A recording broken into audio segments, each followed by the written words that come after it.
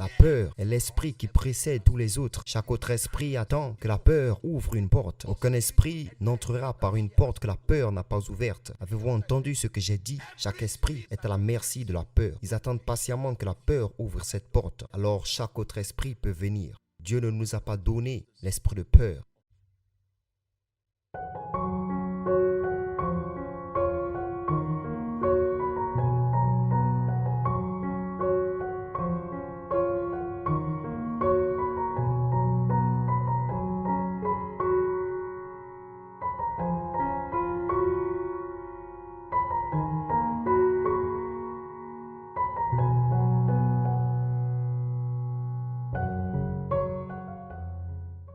Il faut du courage. Écoutez-moi. Le prix à payer pour être un pionnier, pour être cohérent, pour surmonter les limitations jusqu'à ce que vous gagnez, c'est le prix du courage. Le courage est dérivé de la conviction. Écoutez attentivement. Le courage n'est pas externalisé, il est généré. Encore une fois, le courage n'est pas externalisé, il est généré. Généré à partir d'une conviction. Dieu parle déjà à quelqu'un. Le Seigneur dit à Gédéon que le peuple est trop nombreux. S'il vous plaît, allez au verset 3. Dieu parle à quelqu'un maintenant. Vos membres de famille, ils semblent être trop nombreux.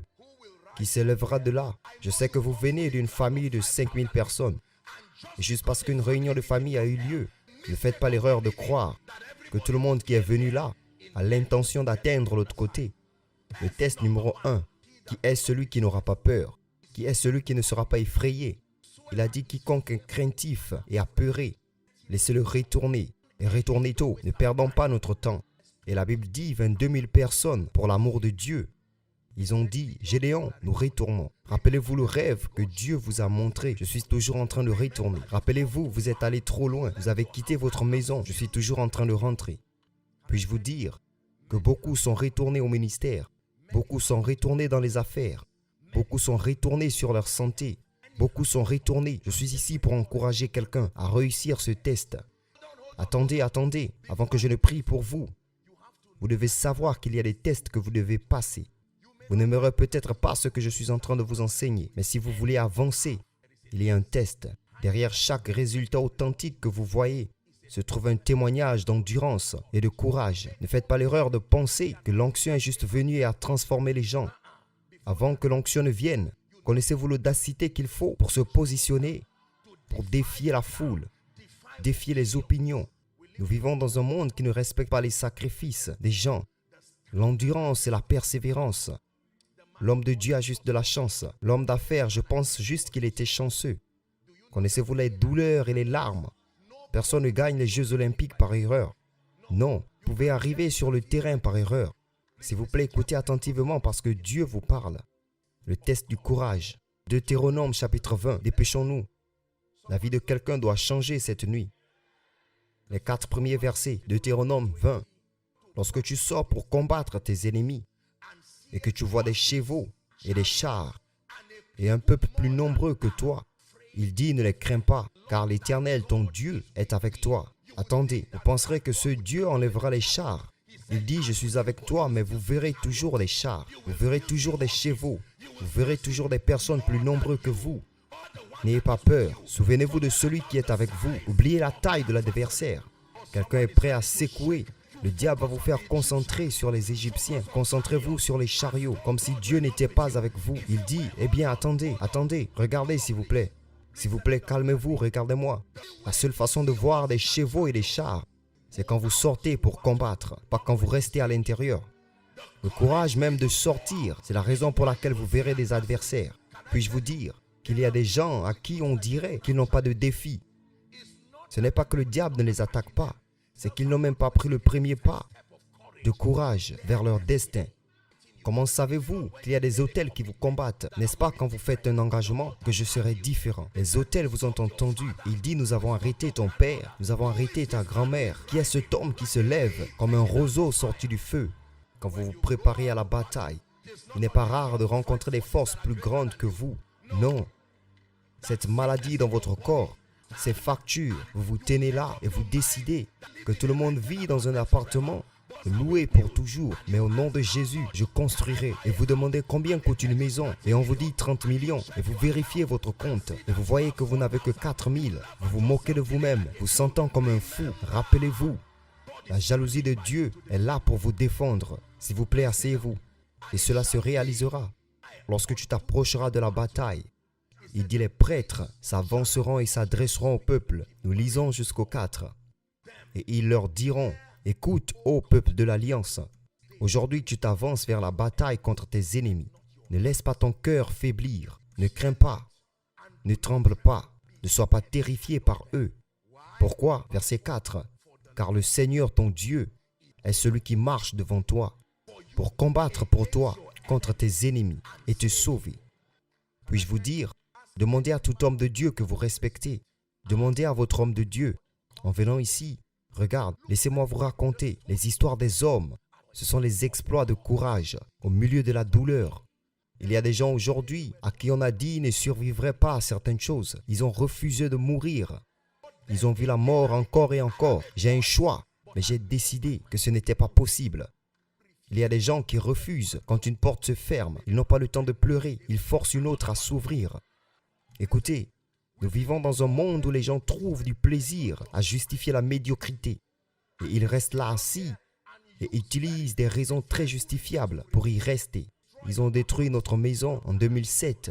C'est pourquoi je n'ai pas de maison jusqu'à présent. Ça semble être une réponse évidente, mais ce n'est pas la bonne. S'il vous plaît, écoutez attentivement. Dieu nous parle. Le premier test, c'est le test du courage. Quelqu'un crie et dit, au nom de Jésus, je conquiers la peur des opinions, la peur de l'échec, la peur du passé, la peur de l'avenir. Transforme ça en prière maintenant. Transforme ça en prière maintenant. Au nom de Jésus, je conquiers la peur. Je conquiers la peur. La peur sur mon futur. La peur sur mon destin. Le Seigneur est avec moi, se tenant à côté de moi comme un terrible puissant. Au nom de Jésus. Deutéronome 31. Dépêchons-nous. S'il vous plaît, asseyez-vous. L'esprit de quelqu'un est en feu ce soir. Deutéronome 31, à partir du verset 6 à 8. Écoutez, quand j'aurai fini d'enseigner, croyez-moi, une grâce viendra sur votre vie cette nuit. Vous sortirez de cet endroit en sachant que vous avez rencontré la grâce de Dieu en réalité. Sois fort et d'un bon courage. Ne crains pas. Ne sois pas effrayé d'eux. Car le Seigneur, ton Dieu, c'est celui qui marche avec toi, qui ne te quittera pas. Verset 7, nous lisons jusqu'à 8. Et Moïse appela Josué et lui dit devant tout Israël, « Sois fort et d'un bon courage, car tu dois aller avec ce peuple dans le pays que le Seigneur a juré à leur père de leur donner, et tu les feras hériter. » Verset 8. Et le Seigneur, c'est lui qui marche devant toi. Il sera avec toi et il ne te délaissera pas, ni ne t'abandonnera pas. Ne crains pas et ne sois pas consterné. S'il vous plaît, regardez. À chaque fois que Dieu vous parle de votre avenir, Dieu ne parle pas aux hommes comme s'il parlait aux hommes. Dieu parle aux hommes comme s'il se parlait à lui-même. L'une des façons de savoir que c'est Dieu qui parle, c'est parce que lorsque Dieu vous donne une instruction de destin, il commencera même en disant « Ne crains pas », parce que la taille de ce qu'il vous dira n'a pas de logique et vous vous sentirez stupide de croire en lui. Il y a de nombreuses fois où vous regretterez d'avoir entraîné vos oreilles à entendre Dieu parce que l'excuse que vous aurez utilisée maintenant, vous ne pouvez pas dire que ce n'est pas lui qui vous a parlé. Ce Dieu qui vous parle et vous dit dans votre vie, « Je te servirai pour construire la maison pour tous tes 13 frères. » Et vous dites, « Dieu ne me flatte pas. Dis-moi juste que je réussirai. Je paierai mes frais de scolarité. » À ce moment-là où Dieu vous parle, vous espérez encore à être à 20% à rassembler de l'argent pour votre loyer. Je vous ai dit que Dieu ne parle pas en sympathisant avec votre situation actuelle. Il parle en touchant votre destinée. Quand il vous trouve caché, il ne dit pas « Oh, toi qui te caches ». Il dit « Oh, toi homme de valeur ». De la même manière, Dieu voit quelqu'un qui est faible et dit « Oh, toi prophète ». Ne sais-tu pas que cette grâce et cette onction du prophétique est sur toi? Et vous dites « Dieu ne me flatte pas ». Le prophétique, tout le monde était un adorateur d'idoles dans ma famille. Le test du courage. Quiconque est craintif retourne. 22 000 personnes, monsieur, sont retournées. Continuons. Et Juge 7, maintenant verset 4. Êtes-vous prêts? Donc le premier test est un test de courage. Peut-être que je devrais ajouter 2 ou 3 écritures juste pour renforcer la question du courage. 2 Timothée 1 et verset 7, une écriture très populaire. 2 Timothée 1 et verset 7 avant de regarder au deuxième test. Car Dieu n'a pas donné à Joshua Selman l'esprit de peur. Cela signifie que la peur est un don. Regardez-moi. Lorsque vous trouvez la peur en vous, vous l'avez reçue. Tout ce qui est donné peut être rejeté. Est-ce vrai? La Bible dit que Dieu n'a pas donné. Cela signifie que quelqu'un d'autre l'a donné. Dieu ne nous a pas donné un esprit de peur. Regardez comment la peur est puissante. Il faut 3 forces spirituelles pour déloger la peur. Pouvoir, l'amour et un esprit saint. Ne minimisez pas la peur. La peur est l'esprit qui précède tous les autres. Chaque autre esprit attend que la peur ouvre une porte. Aucun esprit n'entrera par une porte que la peur n'a pas ouverte. Avez-vous entendu ce que j'ai dit? Chaque esprit est à la merci de la peur. Ils attendent patiemment que la peur ouvre cette porte. Alors chaque autre esprit peut venir. Dieu ne nous a pas donné l'esprit de peur. Permettez-moi de vous dire que votre destinée exigera du courage. Vous vous tiendrez face à des montagnes. Vous vous tiendrez face à des problèmes menaçants pour certains d'entre vous. Peut-être que certains d'entre vous se tiennent déjà devant ces choses. Qui es-tu, montagne? Vous devrez dire. Devant Zérubabel, lorsque cette bête rugissait avec 6 doigts et 6 orteils, même les vétérans de la guerre en Israël ont eu peur. Et un jeune adolescent qui est venu servir la nourriture à ses frères, il a entendu la voix de cette bête et il est allé se tenir là. Et il a dit, qu'est-ce qui se passe? Qui est-ce? Ils ont dit Goliath. Goliath? Et il a regardé et il a dit, s'il te plaît, donne-moi une chance de faire quelque chose à cet homme. Il est allé voir Saül. Les frères l'ont repoussé et ont dit, retourne, avant qu'il ne te tue pour rien. Il est allé voir le roi Saül. Et Saül a dit, de quelle tribu? Je veux connaître l'alliance qui te soutient. C'est tout ce que je veux savoir. Quand il s'est tenu devant lui avec une fronde, Goliath a dit, suis-je un chien? Je te tuerai, mais respecte-moi. Tu dois être un garçon si stupide. Tu viens à moi avec une fronde? Regarde tes guerriers. Tu as été un berger avec des moutons. Des vétérans ont peur. Et quand il a fini de parler, vous penserez que David s'agenouillerait et dirait, pardon, je suis juste un adolescent. David a dit, laisse-moi même te dire comment tu vas mourir. Cette fronde te fera tomber. Ta propre épée, c'est ce que j'utiliserai pour te couper la tête. Ah, bonté. Puis-je vous dire ceci? Certains d'entre vous, après cette conférence, vous n'aurez peut-être pas d'argent pour acheter une épée tranchante. Mais tiens-toi là où cette terre est. Écoutez-moi, vous n'avez peut-être pas de ministère maintenant et personne ne demande rien de vous. Mais va dans les buissons, là où se trouve votre auditoire. Tiens-toi là et prends un bâton et commencez à prêcher comme je l'ai fait il y a de nombreuses années. Et décréter, déclarer par l'esprit. Sentez l'onction là. Formez vos dons dans les buissons. Entraînez votre onction là. Parce que tôt ou tard, celui qui est un faiseur de chemin ouvrira le chemin pour vous. Puis-je vous dire ceci? La peur a servi les hommes. Hébreux 2, 15, je crois. Et pour délivrer ceux qui, par crainte de la mort, 2, 15 Hébreux, étaient toute leur vie. Cela signifie que la peur peut capturer la vie d'un homme. Savez-vous ce qu'est une vie? Depuis votre naissance jusqu'à votre mort. La peur peut littéralement posséder toute une vie. Pas seulement des moments dans votre destin, mais toute une vie. Les gens courageux sont ceux qui réussissent dans notre monde aujourd'hui. Ceux qui sont excessivement conscients de ce que les autres disent.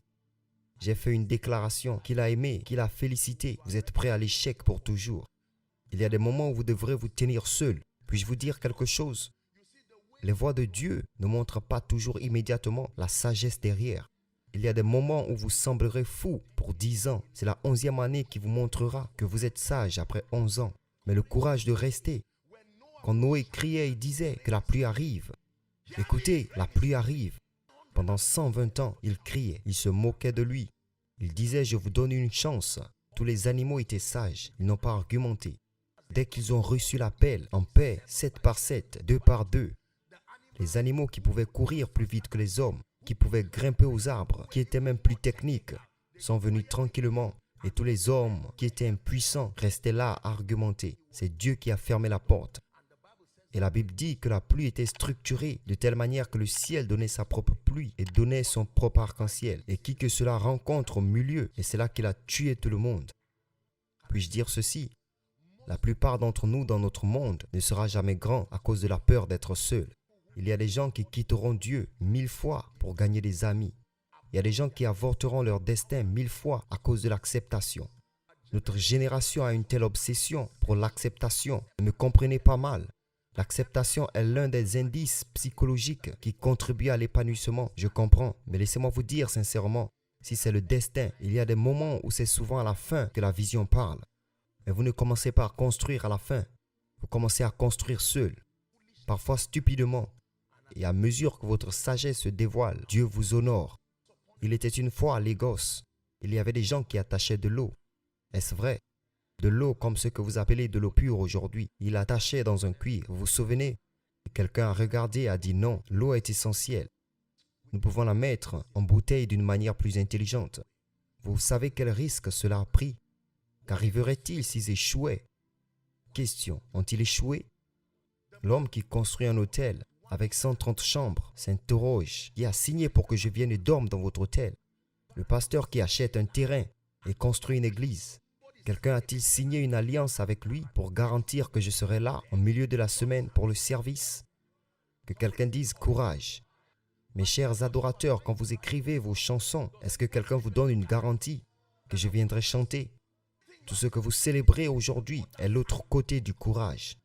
L'autre côté du courage. L'autre côté du courage.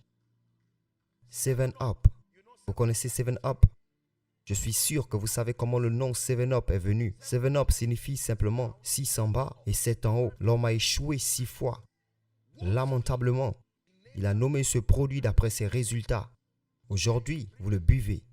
Mais derrière ce que vous buvez, il y a la douleur d'un homme. Regardez-moi. J'ai toujours été surpris pourquoi Dieu, par le prophète, dirait à Naaman de revenir 7 fois.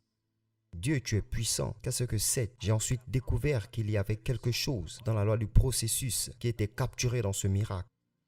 Savez-vous qu'après que Naaman ait pris son bain 6 fois, on aurait pensé qu'il y aurait une preuve de guérison pour l'encourager, mais il était toujours aussi sale, effrayant et laid. 5 minutes avant votre miracle, cela ne ressemblera toujours pas à un miracle. Voici ce que vous devez comprendre à propos de Dieu. Puis-je vous dire ceci? Allez demander à Élie. Il a prié et a dit, vérifie pour moi. Rien. Prié et a dit, vérifie pour moi. Rien. 7 fois. Même la 6e fois, rien. De la même manière où vous êtes assis aujourd'hui, vous ne savez pas que c'est demain que la prophétie a écrit que vous sourirez, comme vous le faites maintenant. Rien n'est dans votre vie.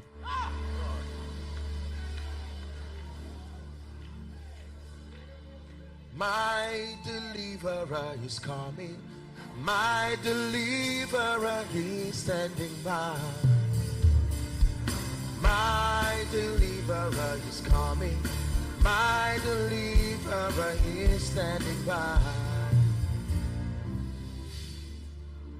The prophet said, Le prophète a dit à 7 heures, demain, vous penserez qu'un nuage commencera soudainement à bouger et la nation d'Israël dira, waouh, un nuage tombe. Après que le prophète ait parlé, je suis sûr que même lui-même est retourné et a dit, Dieu, j'ai parlé, ne laisse pas ces gens me tuer. Une femme qui peut manger un enfant, est-ce un prophète qu'elle ne mangerait pas? Le lendemain, tout le monde s'est réveillé. Où est ce stupide prophète? Jouons avec notre intelligence au nom du Seigneur. Tu as dit que c'est aujourd'hui. Ils ont oublié que c'est Dieu qui fait le jour. 4 lépreux. Pourquoi rester assis ici et mourir? Allons mourir là où il y a de l'abondance. Il y a une leçon là. Il vaut mieux mourir là où il y a l'approvisionnement que de fuir d'ici. Les gars étaient sages. Ils ont dit de toute façon nous allons mourir. Donc c'est plus sage et moins cher. Et quand ils ont pris cette mesure de foi, le Seigneur les a amplifiés. Et c'était comme le bruit de chars. Et ils ont dit, ah, Samarie a maintenant rassemblé des alliés pour venir nous combattre. Quand ils sont arrivés là-bas, tout ce qu'ils ont vu, c'était des provisions. Puis-je vous dire quelque chose? Quelqu'un, par cet enseignement, vous recevez le courage de faire quelque chose que vous avez écrit il y a 4 ans. Dieu vous a dit de commencer. Vous avez eu peur et vous êtes resté là. Allez enregistrer l'entreprise. Oh Dieu, tu sais comment le Nigeria est maintenant. J'attends jusqu'à ce que mon oncle, il a dit qu'il se présente aux élections. Malheur à celui qui met sa force dans un homme. Si Dieu vous donne l'ordre de marcher, maintenez le courage et la grâce d'y aller. Puis-je vous dire quelque chose? Parfois, vous échouerez en obéissant à Dieu. Oh, j'espère que vous ne le ferez pas. Il y a des moments où vous échouerez en obéissant à Dieu. Lorsque vous échouez à obéir à Dieu, permettez à celui qui reçoit la gloire de prendre aussi la honte. Vous m'avez toujours entendu dire ceci. Si vous êtes celui qui prend la honte, vous avez aussi pris la gloire. C'est un accord. Quand vous dites « Dieu prend tout », vous voulez dire « prend à la fois la gloire et la honte ». Si à cause de mon écoute de vous, cette honte vient sur moi, assumez la responsabilité de mon obéissance.